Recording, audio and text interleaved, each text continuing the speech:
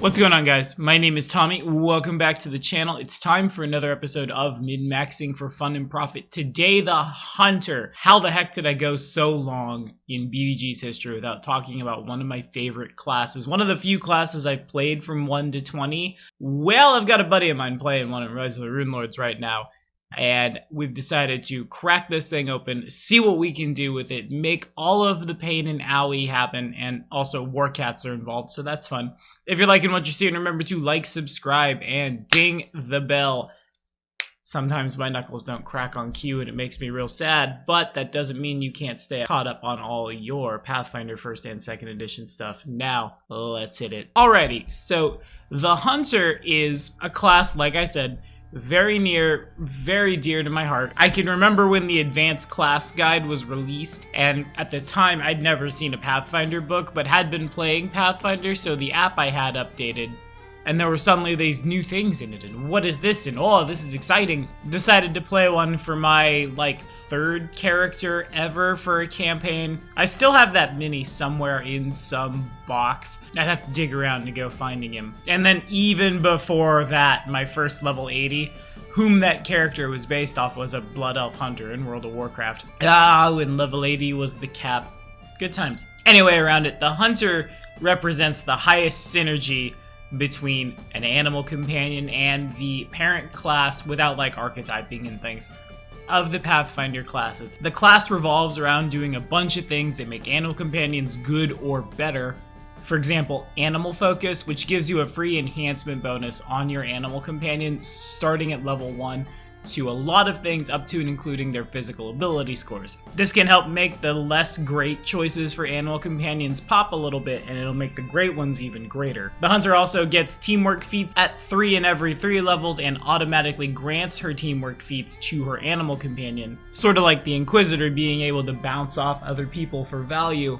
The Hunter and their pet can just bounce off each other. No one really talks about it a lot, but the Hunter also gets the tricks from the Skirmisher Ranger archetype in-house on their animal companion, which is a little confusing because the wording's kind of bad. I'm just gonna assume use your best judgment on what your pet can and cannot take from these.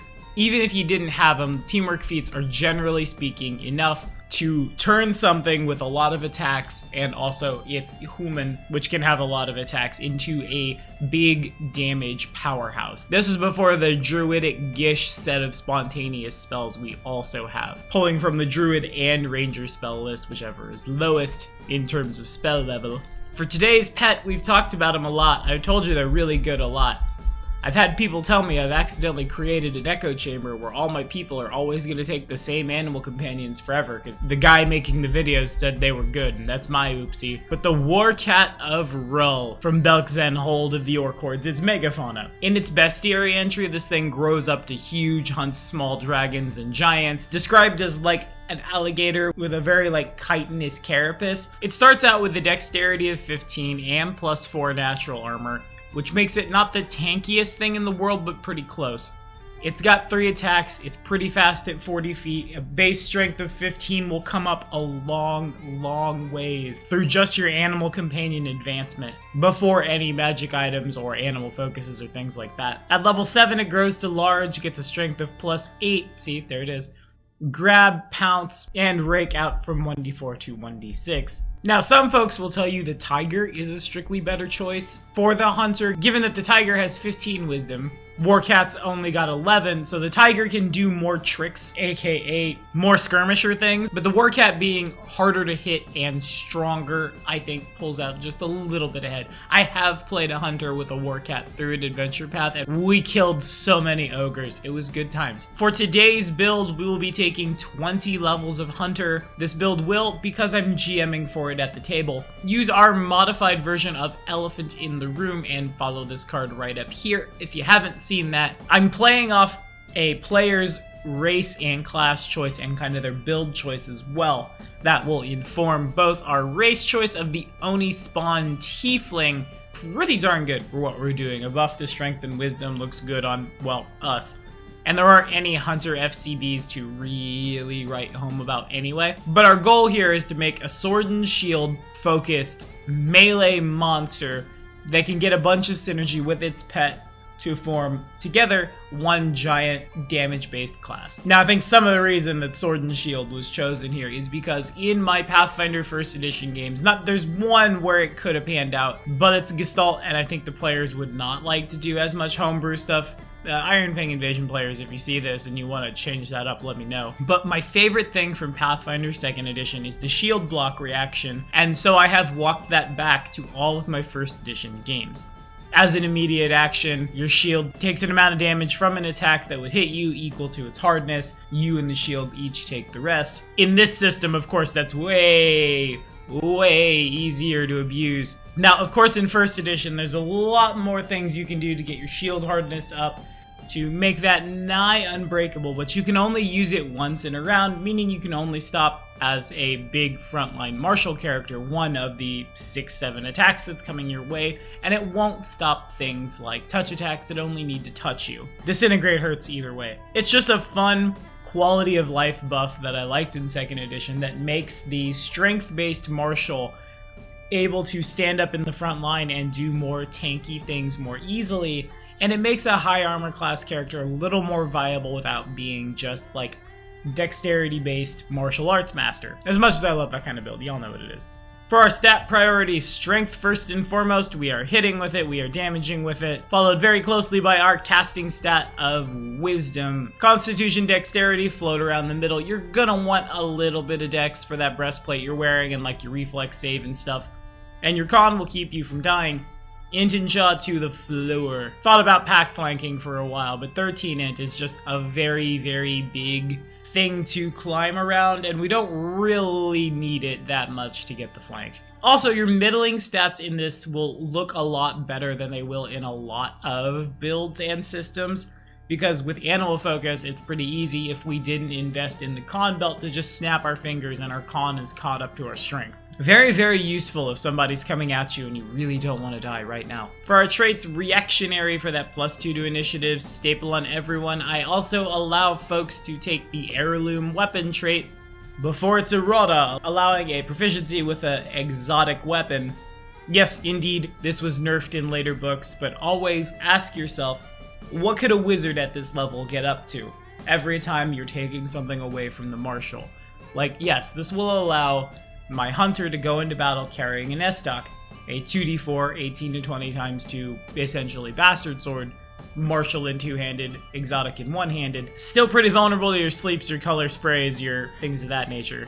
It seems more than reasonable to me, and it's kind of crux of the build that we make sure that the thing in our primary attacking hand is doing a lot of critical hits. You'll see why. Let's talk some feats. It's a third-party feat first up. Right out the gate, we're opening up Path of War. All it needs is a strength of 13, prodigious 2-weapon fighting. You may fight with a one-handed weapon in your offhand as if it were a light weapon that can function either for our shield bash or our S-stock itself, and you may use your strength score instead of your dex for the purpose of qualifying for 2-weapon fighting on any feats with 2-weapon fighting as a prereq.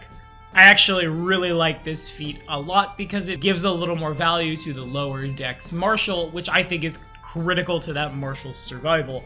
It also helps this particular build from becoming very mad because the player wants to be strength-based. We'll get outflank for free at level 2 and then 2-weapon fighting right after at level 3.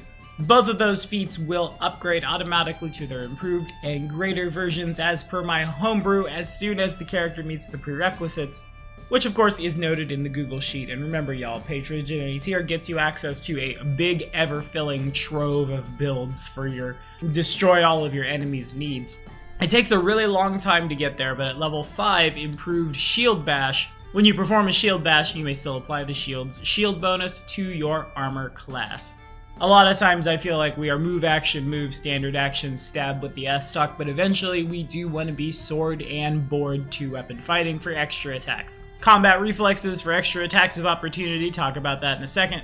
Then, as a prerequisite, but a prerequisite I don't hate, shield slam.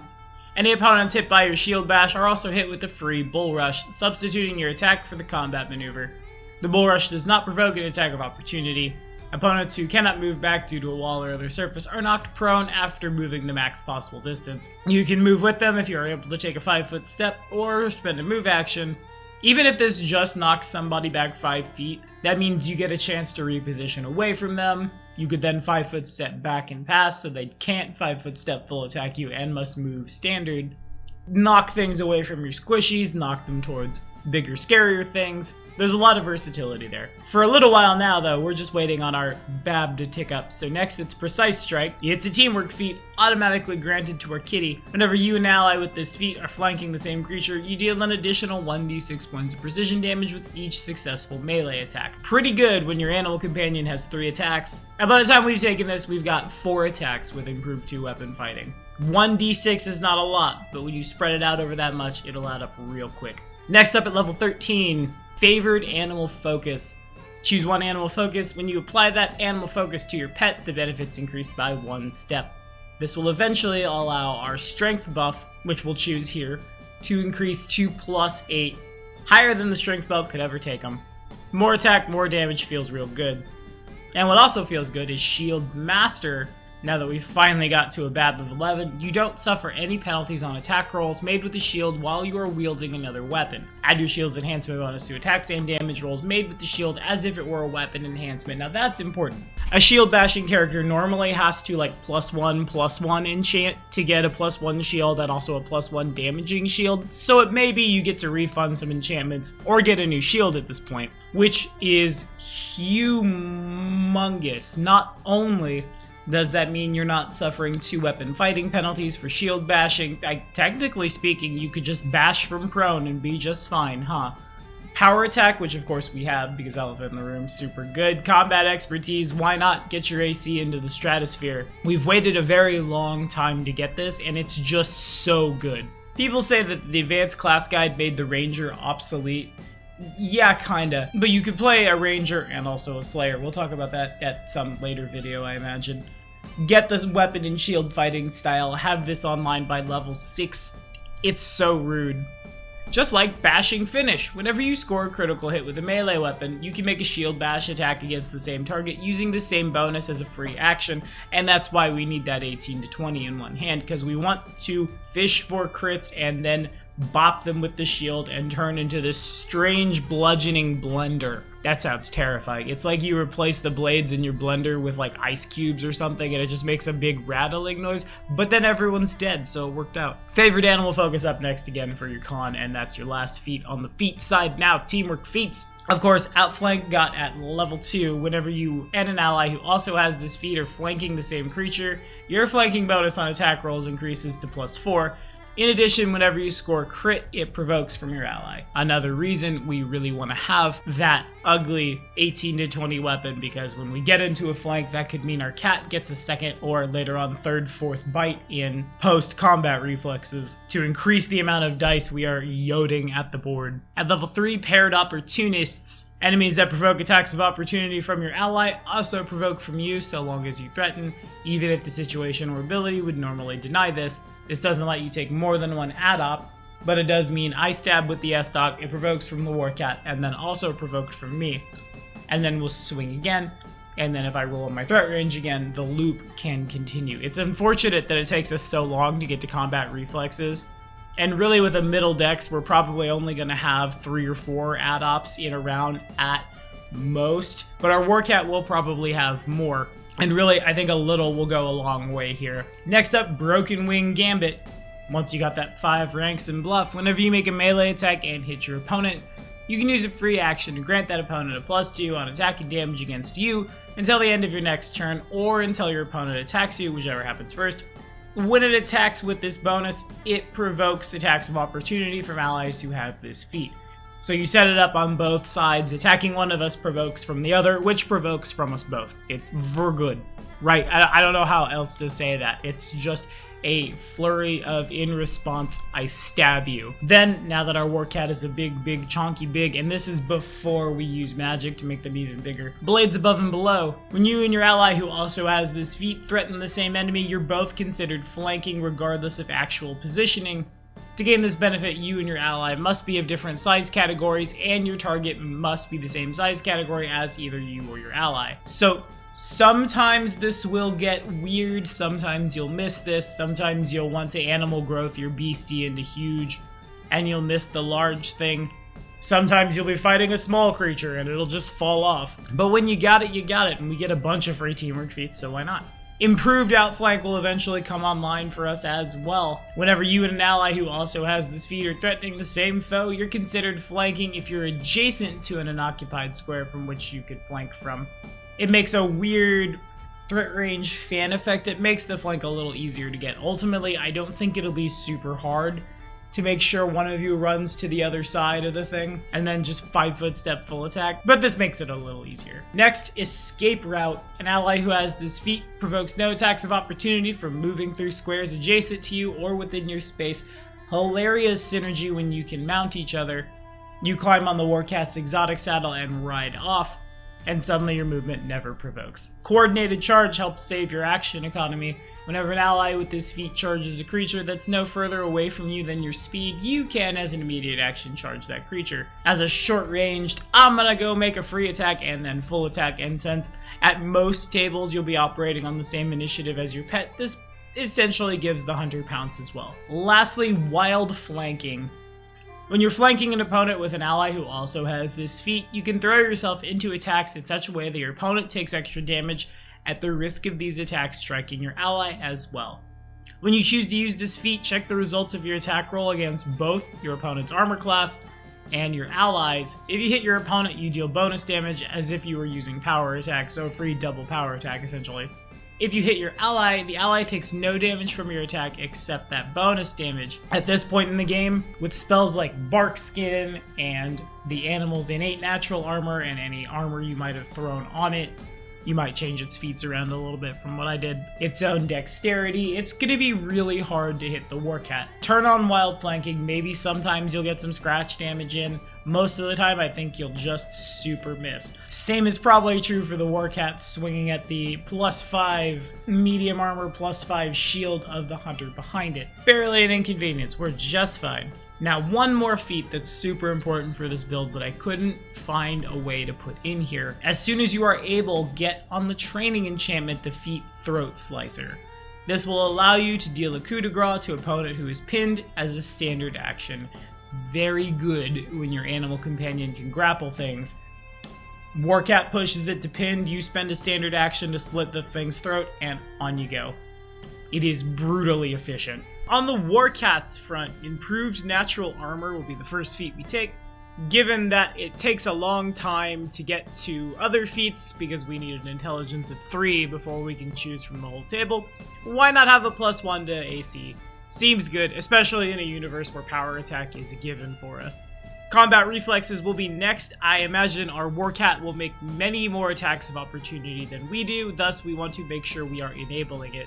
After that, all the way down, it takes a really long time, and there's gonna be somebody in the comments of this video screaming about feral combat training. I think that feat is dumb. Improved unarmed strike. Once we get an intelligence score of 3, we can take any feat in the book. Essentially, I guess we're flavoring this as the cat is whapping with the back end of its paw and not the claw end of its paw. That said, you're probably never unarmed striking. We're mostly just here for right after that, improved grapple. So often will the Warcat be pouncing on things and then biting down, getting a grab. Buffing that out is a really strong idea, especially with the Throat Slicer loop in play. If you can't get that, I'm gonna flank you, here's a billion attacks, brrrah, it's also good to just Warcat charges, pounces, grabs. You make a ride check as a free action to dismount, then as a standard action, Throat Slice the thing next turn after your Warcat gets it to pinned. So of course, Greater Grapple comes right after that to continue to buff that out. One of my favorite feats in all of Pathfinder next, Hammer the Gap. If you're making a billion attacks, this shines bright. Whenever you take a full attack action, each consecutive hit against the same opponent deals extra damage equal to the number of previous consecutive hits you've made against that opponent this turn, which is multiplied on a critical hit. You've got 3 attacks native. Haste would take that to 4. Looks better on an octopus, but for us, hey, still pretty darn good. Rapid Grappler comes next. Whenever you use Greater Grapple to successfully maintain a grapple as a move action, you can then spend a swift action to make a grapple combat maneuver at -5.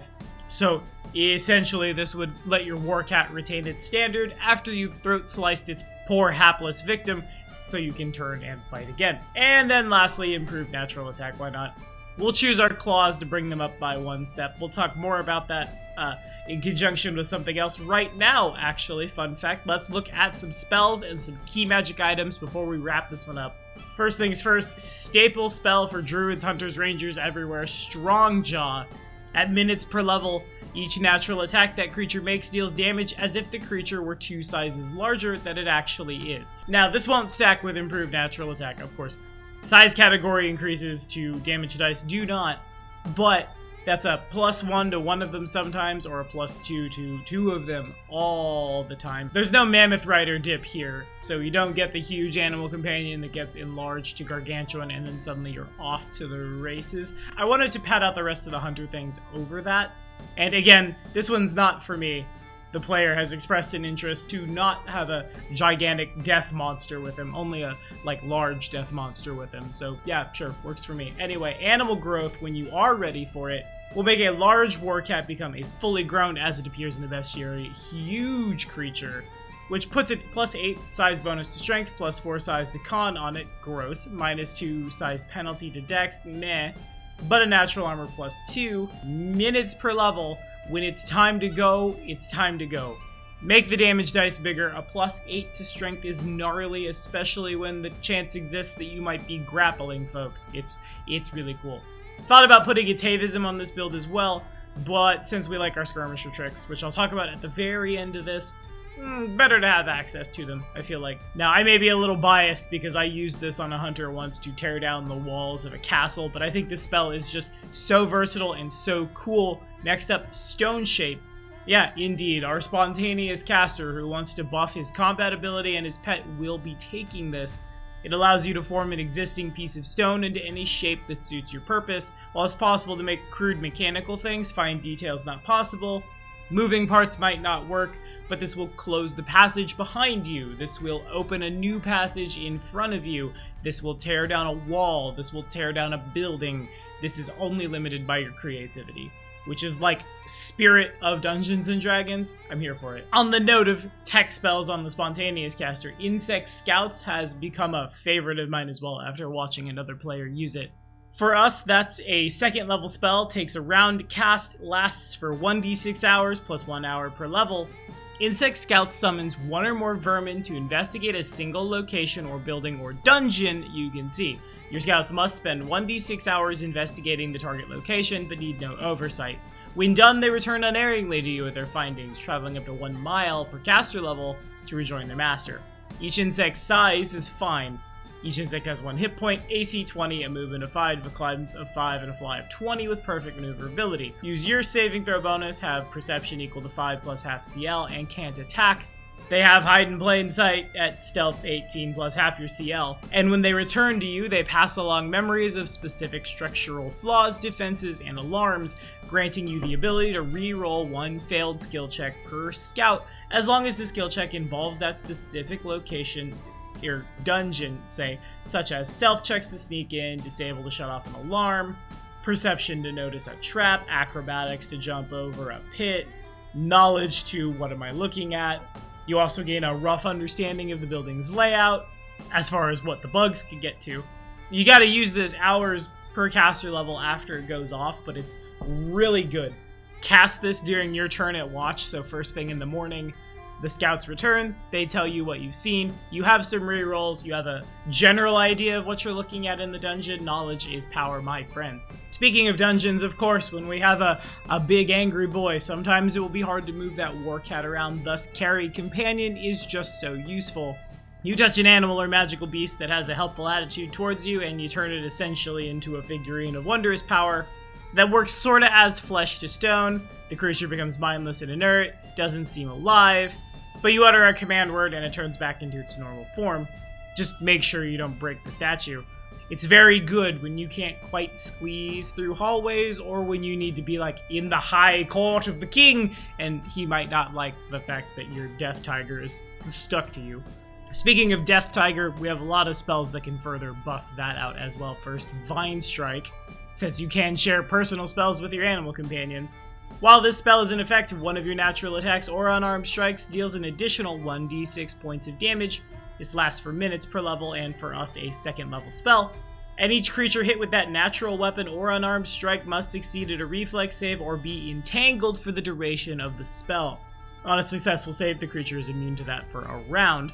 A creature entangled can waste its standard action, essentially, to remove the vines, but can be entangled again.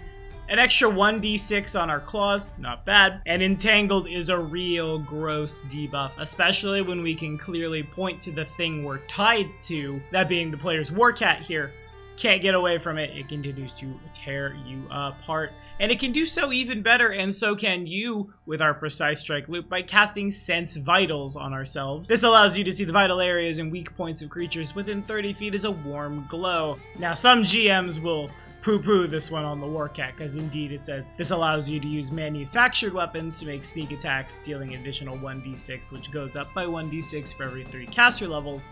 Still pretty good on the 2-weapon fighting hunter. As far as our Warcat goes, rules is written, no, it doesn't quite work, unfortunately. But really, this is extra damage over the top that is costing you a second level spell. You were already scary before this, and though this build is good, the Warcat still loses to something that can hit its will save too many times. Always ask yourself, kids, what could the wizard do when you're thinking about challenging rules? Or, like, go find some weird cat claws to put on your cat claw. I've rambled about this one far enough. Acid Maw! Level 1 spell, minutes per level. Your animal companion's bite deals an additional d4 of acid, and the acid deals another d4 to the target next round. It continues to deal damage for 1 additional round per 4 caster levels, a maximum of 6 total. The ongoing acid does not stack for multiple attacks. It, of course, does not hurt the animal, because we needed to specify that, I guess. Dots are fun. Why not? 1d4 doesn't look super fancy or special, but when the arcane casters are throwing magic missiles down and it's 5d4, we really like that, right? Or like the barbarian's falchion. Never underestimate the dice size, kids. It's not the size of the dice, it's how many you can put in your dice cup, shake violently, throw at your GM while screaming in Druidic. Of course, lead blades on the hunter itself, all melee weapons you are carrying will deal damage as if one size category larger than they actually are. Oh, wait, right. I was talking about nerds with falchions. We have an S-Doc. I forgot about that. I'm recording this on 2 separate days. Doy. We also are throwing D4s at the board, so it's totally fine. At least until we lead blades ourselves into what I believe is 2d6. Honestly, you'll see a lot of different tables for that. Shield should definitely go to a d8, though. As for our magic items, of course, the big 6 are super important, and follow this card right up here if you don't know what I'm talking about. Runestones of Power will be pretty clutch for us, since we don't have that many spells in long days when we want to make sure we keep our buffs running and have our tech stuff. Runestones of Power will give us the spell slots to do that. An Amulet of Mighty Fists will, of course, make sure our pets' attacks are magical. Very important for all that DR and power creep and buff scale and stuff. Then lastly, the Dire Collar. For 1,000 gold, pretty easy to get your hands on at low level. Causes an animal to grow to 1 size category larger, as in large person, once a day. The greater variant functions as a free animal growth for 14,000, which is a lot of money, but it's also like going to help our beastie tear people apart, which is kind of our thing here. Okay, last but not least, skirmisher tricks on the Warcat. Now, we are running straight into very gray territory. Seriously, go check a forum as to what exactly skirmisher tricks can be put on the animal, because it says the animal can use the skirmisher ranger archetype's tricks, but technically the ranger is the one who activates them to cause the animal to do the thing. It's very confusing, so I'm just going to take the ones that look cool and talk to your GM. First, aiding attack. Subbing out the ranger and the animal with basically just when you hit a creature with an attack, the next ally who makes an attack against the creature gets a +2 circumstance bonus on the attack roll, which will stack a lot. There are a lot of floating modifiers on this build for sure. Bolster companion as an immediate action. When your animal companion is hit with an attack or combat maneuver, the companion's AC and CMD increase by +4. If the attack still hits, the animal companion only takes half. Distracting attack.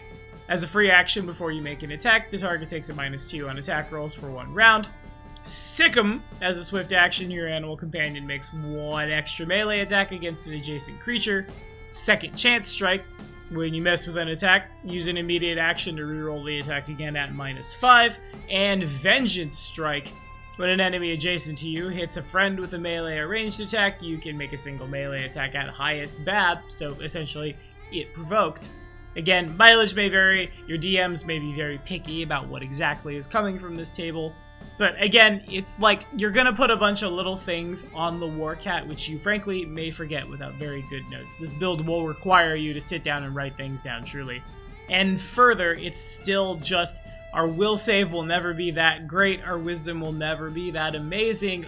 All the GM has to do, / all the monsters have to do, is throw a really potent Saver Suck at the Warcat, and that's that. Or, if you want to be like fair and not horrible, just flood the board with little things, and both Hunter and Warcat will probably have a lot of fun hacking through hordes of things and biting off the heads of hordes of things. But also, it becomes a thing where it's harder to get the flank, and we only have so many tools in a day before we run out. As the GM, you will, by default, have access to so many more, which is why I'm a fan of letting players have readings in their favor of loose rules interpretations, basically. Anyway, in the optimized party, which I should probably re-up, I think about re-upping that all the time, but for now, follow this card right up here. You're the big damage thing. You are the point, click, and shoot. We want that dead. Very good. And now it's dead. Even more so because we are playing to characters on the combat board, at least, with this build. It's great for parties that don't have as many people at the table.